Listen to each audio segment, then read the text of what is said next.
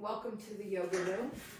Today we're going to do foot yoga again, but today we'll do it all in a chair because I realize many people are chair bound, and this is a lovely practice for just loosening the feet. And when you loosen the feet, it seems to travel, up into the entire body. So let's start with just squeezing and releasing the toes. I hope you can see my toes. I'm like squeezing and releasing. So kind of contracting and expanding the feet. And so let's just contract and expand our feet for a while. And you can turn the little toe side of the foot down, the big toe side of the foot down as you squeeze and release. Squeeze and release. Squeeze and release. That ought to feel good right away. Okay. So then tap your heels. So sit on the chair like so and just tap the heels. Tap the heels. Tap the heels.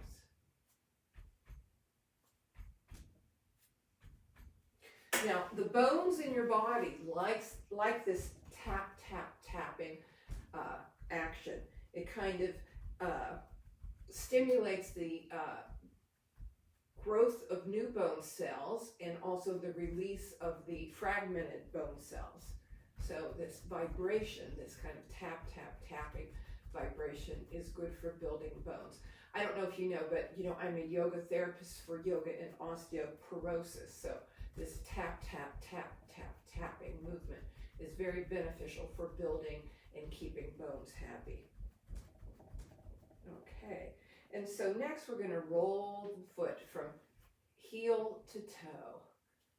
Heel to toe. Now I said if you want to use a block, you could put the block in between your knees. This adds a bit of challenge, not much, but you could do that to add a bit more challenge as you roll from heel to toe, heel to toe, heel to toe, back and forth. And then press your feet down. Now we're going to stretch our feet. So I'm just going to walk forward and explain. So if you have the mound under your big toe and the mound under your little toe, okay, they're like right, this dotted line is where the neck of your toes meet your foot. And then we're going to stretch back diagonally to the outside of the heel from the big toe, mound under the big toe, and then diagonally to the inside of the heel. Okay, so let's just start with the right foot and press down the mound under the big toe and the mound under the little toe, and widen the toes. Widen the toes. Try best you can do. We do what we can do. Okay, and then let's stretch from the mound under the big toe to the back point on the back of the heel, of the right heel. And now the mound of the little toe stretch across to a spot on the back, on the inside of the heel, and expand as if you want to get all the real estate you can of that foot against the floor. Okay, and now let's do the same thing with our left foot. So pressing down under the mound of the big toe on the left foot, press down under the mound of the big toe on the little foot, and now stretch from the mound of the under the big toe to the back of the outside of the left heel, and from the mound under the little toe to a spot on the inside of the back of the left heel. So you have a big X, and see if you can access both X's on the bottom of your feet, making them wide, like spilling out, flattening, widening, stretching. And then release. And now we're going to do the impatient yoga. So just take your right foot and tap towards the middle, tap around to the outside, tap towards the middle, making half an arc, like an arc-shaped movement with your tapping. And let's do it with the right foot. So tap, tap, tap, turn your toe towards this way, and then tap the whole way around, and then tap back this way, okay, and tap in the middle. Okay, and then rock the feet back and forth again. And now we're going to do the Chinese fan. So let me show you the fan. Okay, so this is the fan. So what we're going to do is use our body proprioception. We're going to even look at our toe, and we're going to press down on the tip of the big toe and stretch the foot back to the heel. We're going to go back and forth maybe 2 or 3 times, and then the middle toe stretching back and forth, the third toe back and forth, fourth toe and fifth toe. So we're stretching. So our feet have 26 bones, 30 joints, and 100 muscles, tendons, and ligaments. So looking down at your right foot, roll to the tip of your big toe, and then stretch back to your heel. Heel again to the tip of your big toe. I'm just thinking maybe if I'm back, you can see my foot better so long as my screen doesn't fall on me.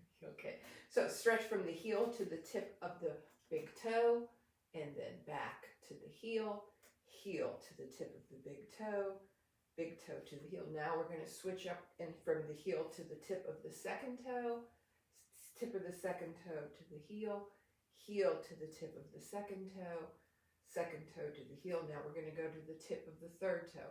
From the heel, stretch forward to the tip of the third toe back to the heel, heel to the tip of the third toe, stretch back to the heel. Now we're going to go to the tip of the fourth toe, heel to the tip of the fourth toe, tip of the fourth toe to the heel, heel to the tip of the fourth toe, back, stretch back to the heel. Now the heel to the baby toe, tip of the baby toe, stretch back to the heel, heel to the tip of the baby toe, back to the heel, and just reach under the knee and just make a circle with that foot, shake it out a little bit.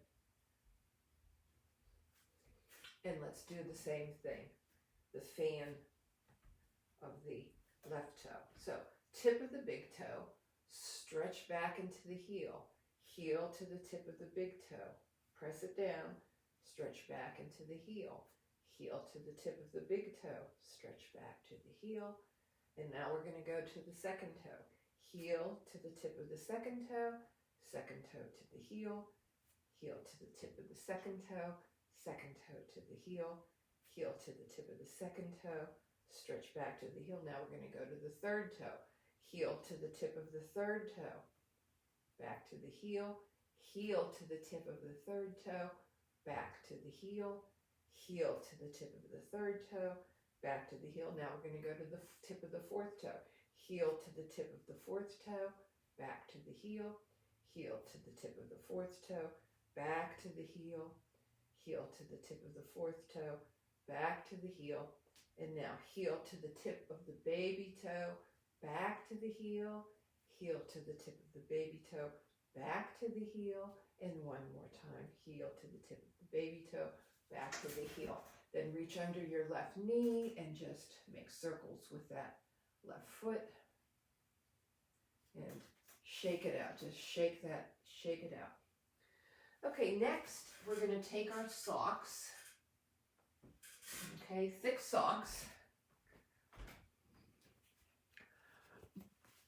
and make a ball. And if you have a couple rubber bands, put them around the sock. And we're going to paw the sock. And we're going to use the rubber bands again. So take your soft ball of sock and put it underneath the toes and just grab it like a kitten kneading the mother. Okay, and you can do this while you watch TV. I'll just show you this action and you can do it again on your own time. It really invigorates, strengthens, and makes the feet more supple. You know, we jam them in shoes so much they get like blocked. So this makes the foot supple. Now, before you go over to the left foot, just puff up your sock a bit. Put it under the front of your toes and paw. Paw that sock. Paw it. Okay? P-A-W.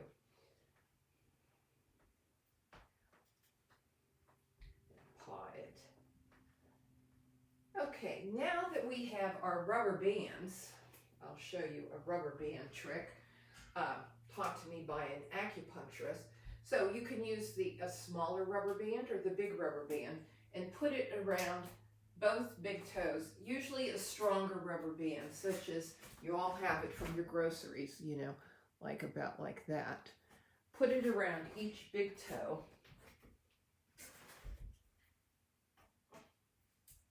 For people fighting bunions. Okay, and now just gently pull with your big toe back and forth.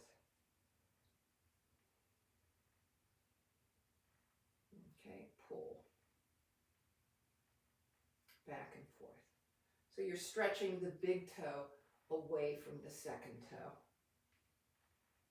I wouldn't overdo this, but if you do it every day, you're going to build some strength in those big toes. They'll be less wanting to flop sideways. Okay, so that was the rubber band exercise. And now we're going to put our heels up on the chair. Okay, so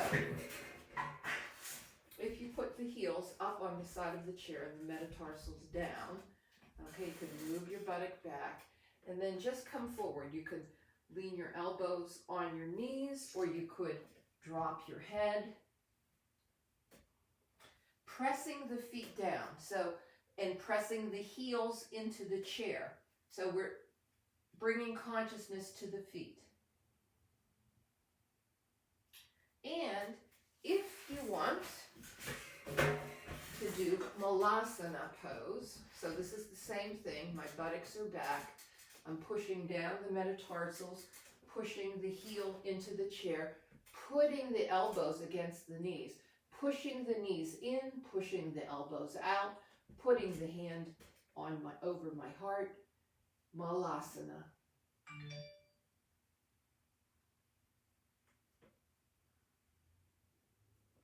Okay, Malasana. So the thumbs rub against the sternum, the heart is under the thumbs, pressing down the feet, lengthening the spine, squeezing the upper back.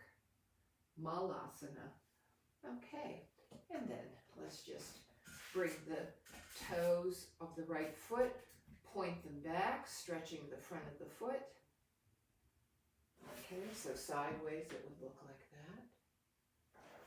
Okay, stretching the front of the right foot, lifting the shin up out of the ankle, not pushing the shin down, lifting the shin up, stretching the front of the foot.